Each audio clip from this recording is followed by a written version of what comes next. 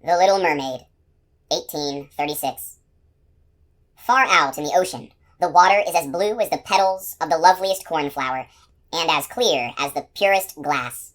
But it is very deep, too. It goes down deeper than any anchor rope will go, and many, many steeples would have to be stacked on top of another to reach from the bottom to the surface of the sea. It is down there that the sea folk live. Now don't suppose that there are only bare white sands at the bottom of the sea. No, indeed. The most marvelous trees and flowers grow down there, with such pliant stalks and leaves that the least stir in the water makes them move about as though they were alive. All sorts of fish, large and small, dart among the branches, just as birds flit through the trees up here. From the deepest spot in the ocean rises the palace of the Sea King. Its walls are made of coral, and its high pointed windows of the clearest amber, but the roof is made of mussel shells that open and shut with the tide. This is a wonderful sight to see, for every shell holds glistening pearls, any one of which would be the pride of a queen's crown. The Sea King down there had been a widower for years, and his old mother kept house for him. She was a clever woman, but very proud of her noble birth. Therefore she flaunted 12 oysters on her tail, while the other ladies of the court were only allowed to wear 6. Except for this, she was an altogether praiseworthy woman, particularly so, because she was extremely fond of her granddaughters, the little sea princesses. They were 6 lovely girls, but the youngest was the most beautiful of them all. Her skin was as soft and tender as a rose petal, and her eyes were as blue as the deep sea. But like all the others, she had no feet. Her body ended in a fishtail. The whole day long they used to play in the palace, down in the great halls, where live flowers grew on the walls. Whenever the high amber windows were thrown open, the fish would swim in just as swallows dart into our rooms when we open the windows. But these fish, now, would swim right up to the little princesses to eat out of their hands and let themselves be petted. Outside the palace was a big garden, with flaming red and deep blue trees. Their fruit glittered like gold, and their blossoms flamed like fire on their constantly waving stalks. The soil was very fine sand indeed, but as blue as burning brimstone. A strange blue veil lay over everything down there. You would have thought yourself aloft in the air with only the blue sky above and beneath you, rather than down at the bottom of the sea. When there was a dead calm, you could just see the sun like a scarlet flower, with light streaming from its calyx. Each little princess had her own small garden plot, where she could dig and plant whatever she liked. One of them made her little flower bed in the shape of a whale. Another thought it neater to shape hers like a little mermaid. But the youngest of them made hers as round as the sun, and there she grew only flowers which were as red as the sun itself. She was an unusual child, quiet and wistful, and when her sisters decorated their gardens with all kinds of odd things they had found in sunken ships, she would allow nothing in hers except flowers as red as the sun, and a pretty marble statue. This figure of a handsome boy, carved in pure white marble, had sunk down to the bottom of the sea from some ship that was wrecked. Beside the statue, she planted a rose-colored weeping willow tree, which thrived so well that its graceful branches shaded the statue and hung down to the blue sand, where their shadows took on a violet tint and swayed as the branches swayed. It looked as if the roots and the tips of the branches were kissing each other in play. Nothing gave the youngest princess such pleasure as to hear about the world of human beings above them. Her old grandmother had to tell her all she knew about ships and cities and of people and animals. What seemed nicest of all to her was that up on land the flowers were fragrant, for those at the bottom of the sea had no scent. And she thought it was nice that the woods were green, and that the fish you saw among their branches could sing so loud and sweet that it was delightful to hear them. Her grandmother had to call the little birds fish, or the princess would not have known what she was talking about, for she had never seen a bird. "When you get to be 15, her grandmother said, "you will be allowed to rise up out of the ocean and sit on the rocks in the moonlight to watch the great ships sailing by. You will see woods and towns, too." Next year, one of her sisters would be 15, but the others, well, since each was a whole year older than the next, the youngest still had 5 long years to wait until she could rise up from the water and see what our world was like. But each sister promised to tell the others about all that she saw and what she found most marvelous on her first day. Their grandmother had not told them half enough, and there were so many things that they longed to know about. The most eager of them all was the youngest, the very one who was so quiet and wistful. Many a night she stood by her open window and looked up through the dark blue water where the fish waved their fins and tails. She could just see the moon and stars. To be sure, their light was quite dim, but looked at through the water they seemed much bigger than they appeared to us. Whenever a cloud-like shadow swept across them, she knew that it was either a whale swimming overhead or a ship with many human beings aboard it. Little did they dream that a pretty young mermaid was down below, stretching her white arms up toward the keel of their ship. The eldest princess had her 15th birthday, so now she received permission to rise up out of the water. When she got back, she had 100 things to tell her sisters about, but the most marvelous thing of all, she said, was to lie on a sandbar in the moonlight, when the sea was calm, and to gaze at the large city on the shore, where the lights twinkled like hundreds of stars, to listen to music, to hear the chatter and clamor of carriages and people, to see so many church towers and spires, and to hear the ringing bells. Because she could not enter the city, that was just what she most dearly longed to do. Oh, how intently the youngest sister listened.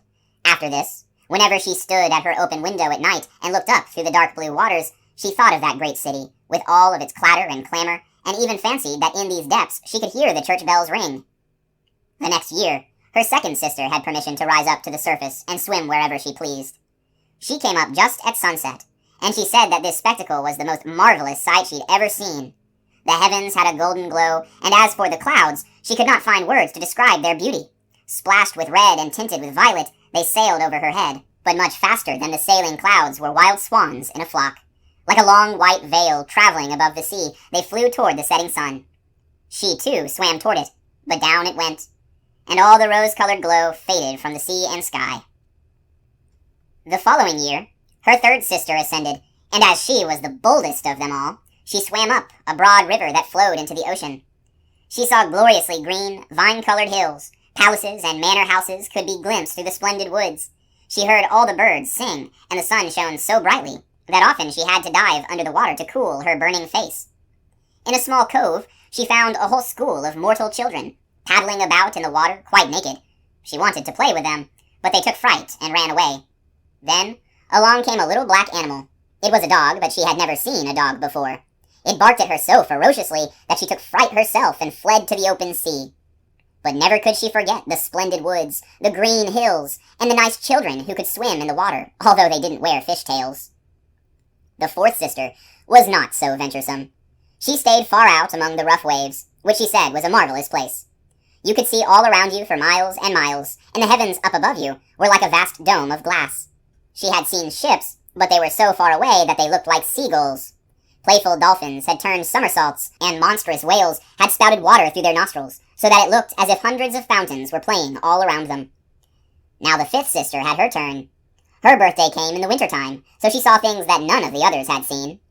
The sea was a deep green color, and enormous icebergs drifted about. Each one glistened like a pearl, she said, but they were more lofty than any church steeple built by man. They assumed the most fantastic shapes, and sparkled like diamonds. She had seated herself on the largest one, and all the ships that came sailing by sped away as soon as the frightened sailors saw her there, with her long hair blowing in the wind. In the late evening, clouds filled the sky. Thunder cracked and lightning darted across the heavens. Black waves lifted those great bergs of ice on high, where they flashed when the lightning struck. On all the ships the sails were reefed, and there was fear and trembling. But quietly she sat there upon her drifting iceberg, and watched the blue forked lightning strike the sea. Each of the sisters took delight in the lovely new sights when she first rose up to the surface of the sea, but when they became grown-up girls, who were allowed to go wherever they liked, they became indifferent to it. They would become homesick, and in a month they said that there was no place like the bottom of the sea, where they felt so completely at home. On many an evening the older sisters would rise to the surface, arm in arm, all 5 in a row. They had beautiful voices, more charming than those of any mortal beings. When a storm was brewing, and they anticipated a shipwreck, they would swim before the ship and sing most seductively of how beautiful it was at the bottom of the ocean, trying to overcome the prejudice that the sailors had against coming down to them. But people could not understand their song and mistook it for the voice of the storm. Nor was it for them to see the glories of the deep. When their ship went down, they were drowned, and it was as dead men that they reached the Sea King's palace. On the evenings when the mermaids rose through the water like this, arm in arm, their youngest sister stayed behind, all alone, looking after them, and wanting to weep. But a mermaid has no tears, and therefore she suffers so much more. "Oh, how I do wish I were 15, she said. "I know I shall love that world up there, and all the people who live in it." And at last, she too came to be 15. "Now I'll have you off my hands," said her grandmother, the old Queen Dowager. "Come, let me adorn you like your sisters." In the little maid's hair she put a wreath of white lilies, each petal of which was formed from half of a pearl. and the old queen let 8 big oysters fasten themselves to the princess's tail as a sign of her high rank. "But that hurts," said the little mermaid. "You must put up with a good deal to keep up appearances," her grandmother told her. Oh, how gladly she would have shaken off all these decorations and laid aside the cumbersome wreath. The red flowers in her garden were much more becoming to her, but she didn't dare to make any changes. "Goodbye," she said, and up she went through the water, as light and sparkling as a bubble. The sun had just gone down when her head rose above the surface, but the clouds still shone like gold and roses, and in the delicately tinted sky sparkled the clear gleam of the evening star. The air was mild and fresh, and the sea unruffled. A great three-master lay in view with only one of all its sails set, for there was not even the whisper of a breeze, and the sailors idled about in the rigging and on the yards. There was music and singing on the ship, and as night came on, they lighted hundreds of such brightly colored lanterns that one might have thought the flags of all nations were swinging in the air. The little mermaid swam right up to the window of the main cabin, and each time she rose with the swell, she could peep in through the clear glass panes at the crowd of brilliantly dressed people within. The handsomest of them all was a young prince with big, dark eyes. He could not be more than 16 years old. It was his birthday, and that was the reason for all the celebration. Up on deck, the sailors were dancing, and when the prince appeared among them, 100 or more rockets flew through the air, making it as bright as day. These startled the little mermaid so badly that she ducked under the water. But she soon peeped up again, and then it seemed as if all the stars in the sky were falling around her. Never had she seen such fireworks. Great suns spun around, splendid firefish floated through the blue air, and all these things were mirrored in the crystal clear sea. It was so brilliantly bright that you could see every little rope of the ship, and the people could be seen distinctly. Oh, how handsome the young prince was! He laughed and he smiled and shook people by the hand, while the music rang out in the perfect evening. It got very late, but the little mermaid could not take her eyes off the ship and the handsome prince. The brightly colored lanterns were put out, no more rockets flew through the air, and no more cannons boomed. But there was a mutter and a rumble deep down in the sea, and the swell kept bouncing her up so high that she could look into the cabin. Now the ship began to sail. Canvas after canvas was spread in the wind. The waves rose high, great clouds gathered, and lightning flashed in the distance. Ah, they were in for a terrible storm, and the mariners made haste to reef the sails. The tall ship pitched and rolled as it sped through the angry sea. The waves rose up like towering black mountains, as if they would break over the masthead, but the swan-like ship plunged into the valleys between such waves and emerged to ride their lofty heights. To the little mermaid this seemed good sport, but to the sailors it was nothing of the sort. The ship creaked and labored. Thick timbers gave way under the heavy blows. Waves broke over the ship. The main mast snapped in two like a reed. The ship listed over on its side, and water burst into the hold. Now the little mermaid saw that people were in peril, and that she herself must take care to avoid the beams and wreckage tossed about by the sea. One moment it would be black as pitch, and she couldn't see a thing. Next moment the lightning would flash so brightly that she could distinguish every soul on board. Everyone was looking out for himself as best he could. She watched closely for the young prince, and when the ship split in two, she saw him sink down in the sea. At first she was overjoyed that he would be with her. But then she recalled that human people could not live under the water, and he could only visit her father's palace as a dead man. No, he should not die. So she swam in among all the floating planks and beams, completely forgetting that they might crush her. She dived through the waves and rode their crests, until at length she reached the young prince, who was no longer able to swim in that raging sea. His arms and legs were exhausted, his beautiful eyes were closing, and he would have died if the little mermaid had not come to help him. She held his head above water, and let the waves take them wherever the waves went. At daybreak, when the storm was over, not a trace of the ship was in view. The sun rose out of the waters, red and bright, and its beams seemed to bring the glow of life back to the cheeks of the prince, but his eyes remained closed. The mermaid kissed his high and shapely forehead. As she stroked his wet hair in place, it seemed to her that he looked like that marble statue in her little garden.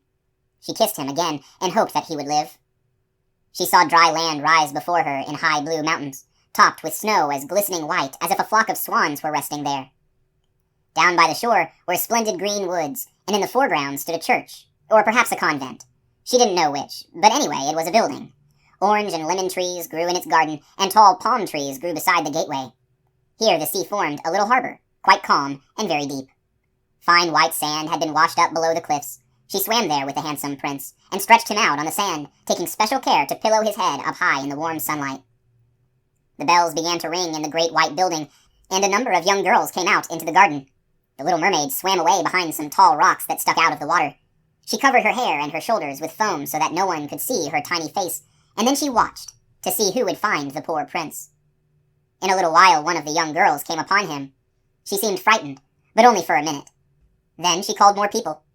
The mermaid watched the prince regain consciousness and smile at everyone around him.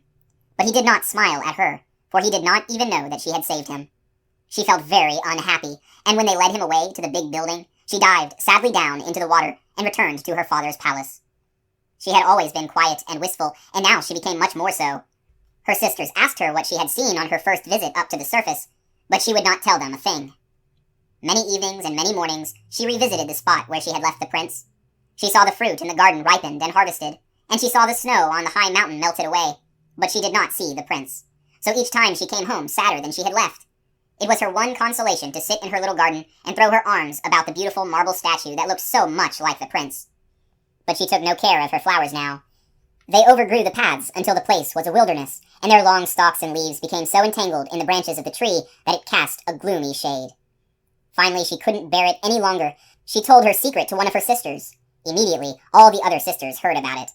No one else knew, except a few more mermaids who told no one, except their most intimate friends.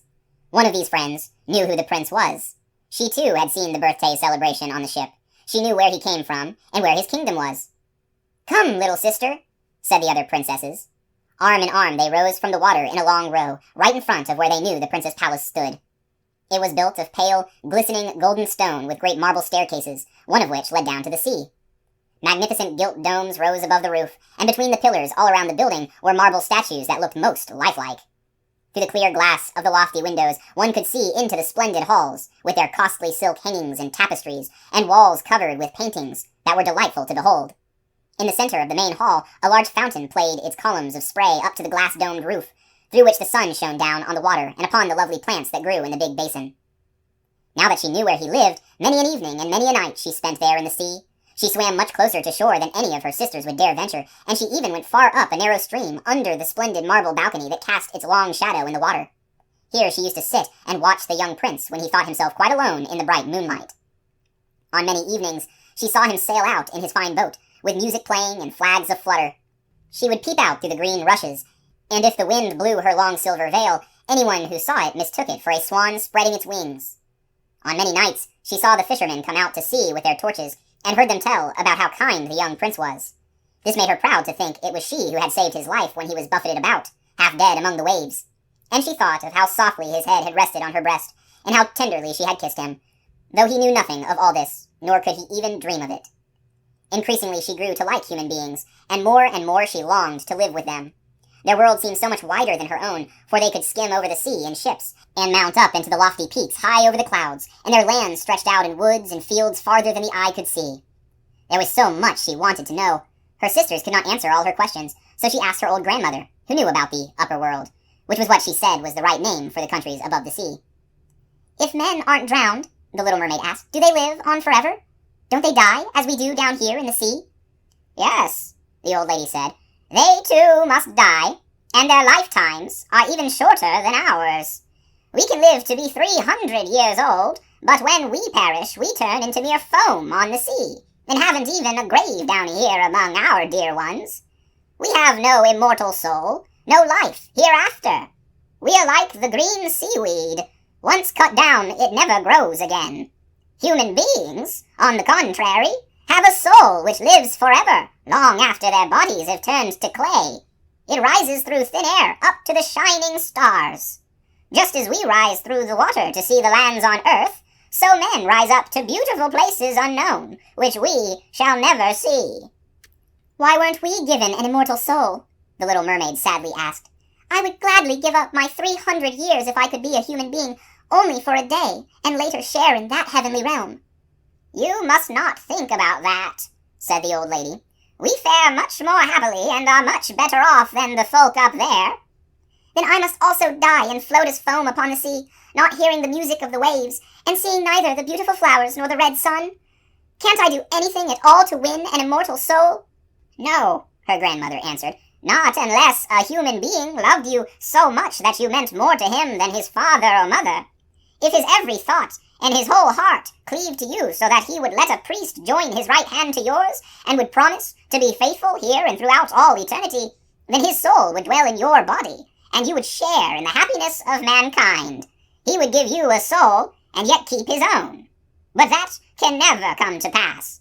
The very thing that is your greatest beauty here in the sea, your fish tail, would be considered ugly on land. They have such poor taste that to be thought beautiful there, you have to have two awkward props which they call legs. The little mermaid sighed and looked unhappily at her fish tail. Come, let us be gay, the old lady said. Let us leap and bound throughout the 300 years that we have to live. Surely that is time and to spare, and afterwards we shall be glad enough to rest in our graves. We are holding a court ball this evening. This was a much more glorious affair than is ever to be seen on earth. The walls and the ceiling of the great ballroom were made of massive but transparent glass. Many hundreds of huge rose-red and grass-green shells stood on each side in rows, with the blue flames that burned in each shell illuminating the whole room and shining through the walls so clearly that it was quite bright in the sea outside. You could see the countless fish, great and small, swimming toward the glass walls. On some of them the scales gleamed purplish red, while others were silver and gold. Across the floor of the hall ran a wide stream of water, and upon this the mermaids and mermen danced to their own entrancing songs.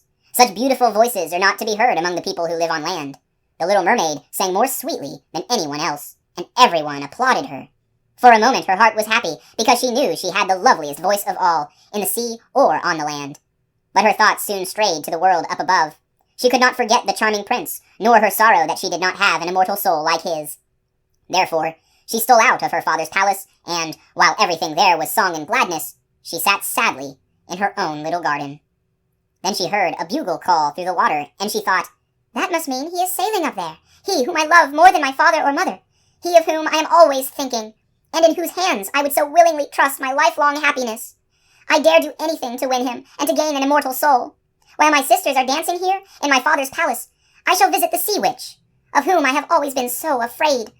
Perhaps she will be able to advise me and help me." The little mermaid set out from her garden toward the whirlpools that raged in front of the witch's dwelling. She had never gone that way before. No flowers grew there, nor any seaweed. Bare and gray the sands extended to the whirlpools, where like roaring mill wheels the waters whirled and snatched everything within their reach down to the bottom of the sea. Between these tumultuous whirlpools she had to thread her way to reach the witch's waters, and then for a long stretch the only trail lay through a hot seething mire, which the witch called her peat marsh. Beyond it, her house lay in the middle of a weird forest, where all the trees and shrubs were polyps, half animal and half plant. They looked like 100-headed snakes growing out of the soil. All their branches were long, slimy arms, with fingers like wriggling worms. They squirmed joint by joint from their roots to their outermost tentacles, and whatever they could lay hold of, they twined around and never let go. The little mermaid was terrified and stopped at the edge of the forest. Her heart thumped with fear, and she nearly turned back. But then she remembered the prince and the souls that men have, and she summoned her courage.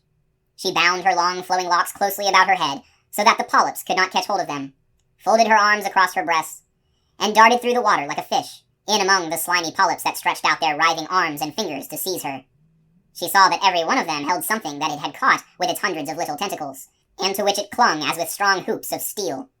The white bones of men who had perished at sea and sunk to these depths could be seen in the polyps' arms, ships' rudders, and seamen's chests, and the skeletons of land animals had also fallen into their clutches. But the most ghastly sight of all was a little mermaid whom they had caught and strangled. She reached a large muddy clearing in the forest where big fat water snakes slithered about, showing their foul yellowish bellies. In the middle of this clearing was a house built of the bones of the shipwrecked men, and there sat the sea witch, letting a toad eat out of her mouth just as we might feed sugar to a little canary bird. She called the ugly fat water snakes her little chickabiddies, and let them crawl and sprawl about on her spongy bosom. "I know exactly what you want," said the sea witch. "It is very foolish of you, but just the same you shall have your way, for it will bring you to grief, my proud princess. You want to get rid of your fish tail and have two props instead, so that you can walk about like a human creature and have the young prince fall in love with you and win him and an immortal soul besides." At this, the witch gave such a loud, cackling laugh that the toad and the snakes were shaken to the ground, where they lay writhing. "You are just in time," said the witch. "After the sun comes up tomorrow, a whole year would have to go by before I could be of any help to you. I shall compound you a draught, and before sunrise you must swim to the shore with it. Seat yourself on dry land, and drink the draught down. Then your tail will divide and shrink until it becomes what the people on earth call a pair of shapely legs. But it will hurt. It will feel as if a sharp sword slashed through you. Everyone who sees you will say that you are the most graceful human being they have ever laid eyes on. For you will keep your gliding movements, and no dancer will be able to tread as lightly as you. But every step you take will feel as if you were treading upon knife blades, so sharp that blood must flow. I am willing to help you, but are you willing to suffer all this?" "Yes," the little mermaid said in a trembling voice, as she thought of the prince and of gaining a human soul. "Remember," said the witch, "once you have taken a human form, you can never be a mermaid again. You can never come back through the waters to your sisters or to your father's palace. And if you do not win the love of the prince so completely that for your sake he forgets his father and mother, cleaves to you with his every thought and his whole heart, and lets the priest join your hands in marriage, then you will win no immortal soul. If he marries someone else, your heart will break on the very next morning, and you will become foam of the sea." "I shall take that risk," said the little mermaid, but she turned as pale as death. "Also, you will have to pay me," said the witch, "and it is no trifling price that I'm asking. You have the sweetest voice of anyone down here at the bottom of the sea, and while I don't doubt that you would like to captivate the prince with it, you must give this voice to me. I will take the very best thing that you have in return for my sovereign draught. I must pour my own blood in it to make the drink as sharp as a two-edged sword." "But if you take my voice," said the little mermaid, "what will be left to me?"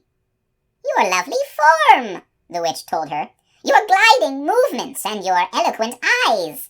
With these you can easily enchant a human heart. Well, have you lost your courage? Stick out your little tongue, and I shall cut it off. I'll have my price, and you shall have the potent draught." "Go ahead," said the little mermaid. The witch hung her cauldron over the flames to brew the draught. "Cleanliness is a good thing," she said as she tied her snakes in a knot and scoured out the pot with them. Then she pricked herself in the chest and let her black blood splash into the cauldron. Steam swirled up from it in such ghastly shapes that anyone would have been terrified by them. The witch constantly threw new ingredients into the cauldron, and it started to boil with a sound like that of a crocodile shedding tears. When the draught was ready at last, it looked as clear as the purest water. "There's your draught," said the witch, and she cut off the tongue of the little mermaid, who now was dumb and could neither sing nor talk. "If the polyps should pounce on you while you walk back through my wood," the witch said, "just spill a drop of this brew upon them, and their tentacles will break in 1,000 pieces." But there was no need of that, for the polyps curled up in terror as soon as they saw the bright draught. It glittered in the little mermaid's hand as if it were a shining star. So she soon traversed the forest, the marsh, and the place of raging whirlpools. She could see her father's palace. The lights had been snuffed out in the great ballroom, and doubtless everyone in the palace was asleep. But she dared not go near them, now that she was stricken dumb and was leaving her home forever. Her heart felt as if it would break with grief. She tiptoed into the garden, took one flower from each of her sister's little plots, blew 1,000 kisses towards the palace, and then mounted up through the dark blue sea. The sun had not yet risen when she saw the prince's palace. As she climbed his splendid marble staircase, the moon was shining clear. The little mermaid swallowed the bitter, fiery draught, and it was as if a two-edged sword struck through her frail body. She swooned away and lay there as if she were dead. When the sun rose over the sea, she awoke and felt a flash of pain, but directly in front of her stood the handsome young prince, gazing at her with his coal-black eyes. Lowering her gaze, she saw that her fishtail was gone, and that she had the loveliest pair of white legs any young maid could hope to have. But she was naked, so she clothed herself in her own long hair. The prince asked who she was, and how she came to be there. Her deep blue eyes looked at him tenderly, but very sadly, for she could not speak. Then he took her hand, and led her into his palace. Every footstep felt as if she were walking on the blades and points of sharp knives, just as the witch had foretold. But she gladly endured it. She moved as lightly as a bubble as she walked beside the prince. He and all who saw her marveled at the grace of her gliding walk. Once clad in the rich silk and muslin garments that were provided for her, she was the loveliest person in all the palace, though she was dumb and could neither sing nor speak. Beautiful slaves attired in silk and cloth of gold came to sing before the prince and his royal parents. One of them sang more sweetly than all the others, and when the prince smiled at her and clapped his hands, the little mermaid felt very unhappy, for she knew that she herself used to sing much more sweetly. "Oh," she thought, "if only he knew that I parted with my voice forever so that I could be near him." Graceful slaves now began to dance to the most wonderful music. Then the little mermaid lifted her shapely white arms, rose up on the tips of her toes, and skimmed over the floor. No one had ever danced so well. Each movement set off her beauty to better and better advantage, and her eyes spoke more directly to the heart than any of the singing slaves could do. She charmed everyone, and especially the prince, who called her his dear little foundling. She danced time and again, though every time she touched the floor she felt as if she were treading on sharp-edged steel. The prince said he would keep her with him always, and that she was to have a velvet pillow to sleep on outside his door. He had a page's suit made for her, so that she could go with him on horseback. They would ride through the sweet-scented woods, where the green boughs brushed her shoulders, and where the little birds sang among the fluttering leaves. She climbed up high mountains with the prince, and though her tender feet bled so that all could see it, she only laughed, and followed him on, until they could see the clouds driving far below, like a flock of birds in flight to distant lands. At home in the prince's palace, while the others slept at night, she would go down the broad marble steps to cool her burning feet in the cold sea water, and then she would recall those who lived beneath the sea. One night, her sisters came by, arm in arm, singing sadly as they breasted the waves. When she held out her hands toward them, they knew who she was, and told her how unhappy she had made them all.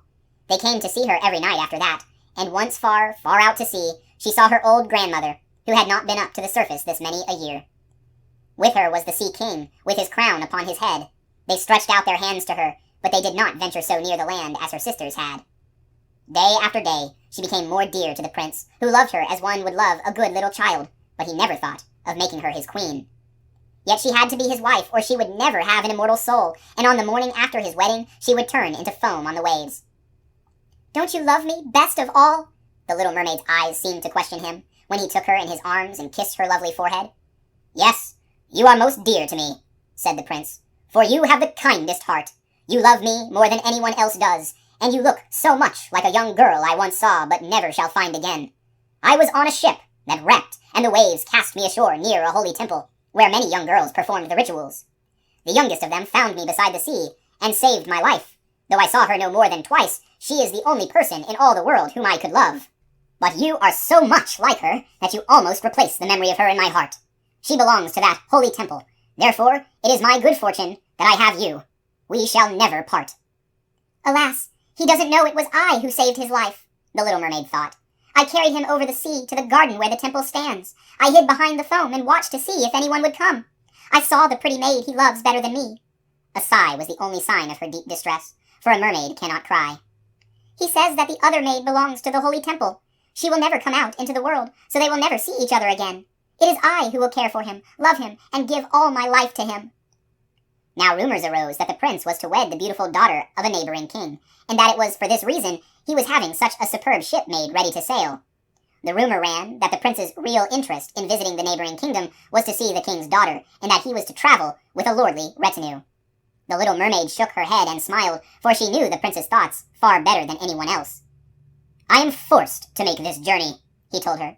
"I must visit the beautiful princess, for this is my parents' wish, but they would not have me bring her home as my bride against my own will, and I can never love her. She does not resemble the lovely maiden in the temple, as you do, and if I were to choose a bride, I would sooner choose you, my dear mute foundling, with those telling eyes of yours." And he kissed her on the mouth, fingered her long hair, and laid his head against her heart, so that she came to dream of mortal happiness and an immortal soul. "I trust you aren't afraid of the sea, my silent child," he said, as they went on board the magnificent vessel that was to carry them to the land of the neighboring king. And he told her stories of storms, of ships becalmed, of strange deep-sea fish, and of the wonders that divers have seen. She smiled at such stories, for no one knew about the bottom of the sea as well as she did.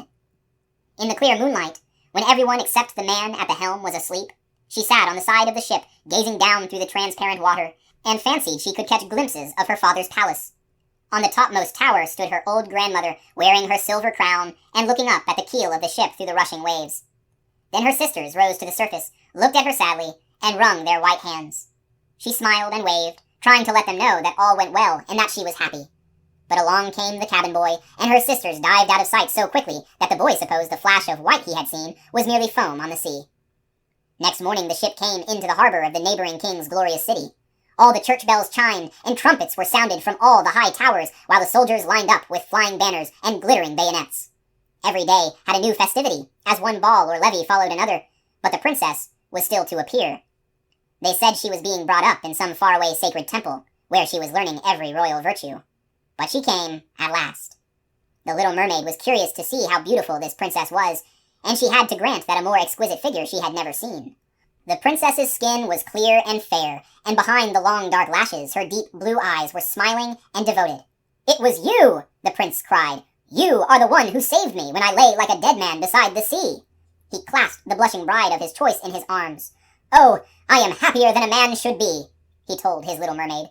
"My fondest dream, that which I never dared to hope, has come true. You will share in my great joy, for you love me more than anyone does." The little mermaid kissed his hand, and felt that her heart was beginning to break, for the morning after his wedding day would see her dead and turned to watery foam. All the church bells rang out, and heralds rode through the streets to announce the wedding. Upon every altar sweet-scented oils were burned in costly silver lamps. The priests swung their censers, the bride and the bridegroom joined their hands, and the bishop blessed their marriage.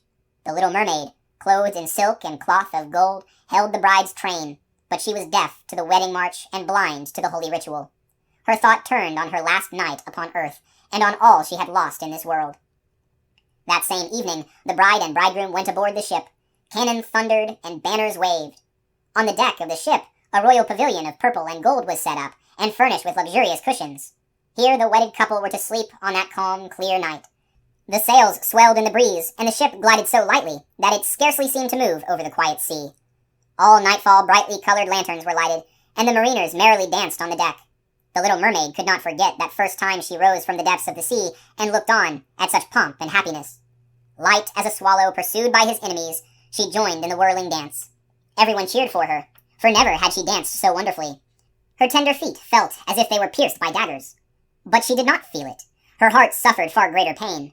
She knew that this was the last evening that she ever would see him, for whom she had forsaken her home and family, for whom she had sacrificed her lovely voice and suffered such constant torment, while he knew nothing of all these things. It was the last night that she would breathe the same air with him, or look upon deep waters, or the star-fields of the blue sky. A never-ending night, without thought and without dreams, awaited her who had no soul and could not get one. The merrymaking lasted long after midnight, yet she laughed and danced on despite the thought of death she carried in her heart. The prince kissed his beautiful bride, and she toyed with his coal-black hair. Hand in hand, they went to rest in the magnificent pavilion. A hush came over the ship. Only the helmsman remained on deck, as the little mermaid leaned her white arms on the bulwarks, and looked to the east to see the first red hint of daybreak, for she knew that the first flash of the sun would strike her dead. Then she saw her sisters rise up among the waves. They were as pale as she, and there was no sign of their lovely long hair that breezes used to blow. It had all been cut off. "We have given our hair to the witch," they said, "so that she would send you help and save you from death tonight. She gave us a knife. Here it is. See the sharp blade. Before the sun rises, you must strike it into the prince's heart, and when his warm blood bathes your feet, they will grow together and become a fishtail. Then you will be a mermaid again, able to come back to us in the sea, and live out your 300 years before you die, and turn into dead salt sea foam. Make haste. He or you must die before sunrise. Our old grandmother is so grief-stricken that her white hair is falling fast, just as ours did under the witch's scissors. Kill the prince and come back to us. Hurry, hurry. See that red glow in the heavens. In a few minutes the sun will rise, and you must die." So saying, they gave a strange deep sigh and sank beneath the waves. The little mermaid parted the purple curtains of the tent and saw the beautiful bride asleep with her head on the prince's breast. The mermaid bent down and kissed his shapely forehead. She looked at the sky, fast reddening for the break of day. She looked at the sharp knife, and again turned her eyes toward the prince, who in his sleep murmured the name of his bride. His thoughts were all for her, and the knife blade trembled in the mermaid's hand. But then she flung it from her, far out over the waves. Where it fell, the waves were red, as if bubbles of blood seethed in the water. With eyes already glazing, she looked once more at the prince, hurled herself over the bulwarks into the sea, and felt her body dissolve in foam. The sun rose up from the waters. Its beams fell warm and kindly upon the chill sea foam, and the little mermaid did not feel the hand of death. In the bright sunlight overhead, she saw hundreds of fair, ethereal beings. They were so transparent that through them she could see the ship's white sails and red clouds in the sky. Their voices were sheer music, but so spirit-like that no human ear could detect the sound, just as no eye on earth could see their forms. Without wings, they floated as light as the air itself. The little mermaid discovered that she was shaped like them, and that she was gradually rising up out of the foam. "Who are you? Toward whom I rise?" she asked, and her voice sounded like those above her, so spiritual that no music on earth could match it. "We are the daughters of the air," they answered. "A mermaid has no immortal soul, and can never get one unless she wins the love of a human being. Her eternal life must depend upon a power outside herself. The daughters of the air do not have an immortal soul either, but they can earn one by their good deeds. We fly to the south, where the hot, poisonous air kills human beings unless we bring cool breezes. We carry the scent of the flowers through the air, bringing freshness and healing balm wherever we go. When for 300 years we have tried to do all the good that we can, we are given an immortal soul and share in mankind's eternal bliss. You, poor little mermaid, have tried with your whole heart to do this too. Your suffering and your loyalty have raised you up into the realm of airy spirits, and now, in the course of 300 years, you may earn by your good deeds a soul that will never die." The little mermaid lifted her clear, bright eyes toward God's sun, and for the first time, her eyes were wet with tears. On board the ship, all was astir and lively again. She saw the prince and his fair bride in search of her. Then they gazed sadly into the seething foam, as if they knew she had hurled herself into the waves. Unseen by them, she kissed the bride's forehead, smiled upon the prince, and rose up with the other daughters of the air to the rose-red clouds that sailed on high. "This is the way that we shall rise to the kingdom of God after 300 years have passed." "We may get there even sooner," one spirit whispered. "Unseen, we fly into the homes of men where there are children, and for every day on which we find a good child who pleases his parents and deserves their love, God shortens our days of trial. The child does not know when we float through his room, but when we smile at him in approval, 1 year is taken from our 300. But if we see a naughty, mischievous child, we must shed tears of sorrow, and each tear adds a day to the time of our trial." The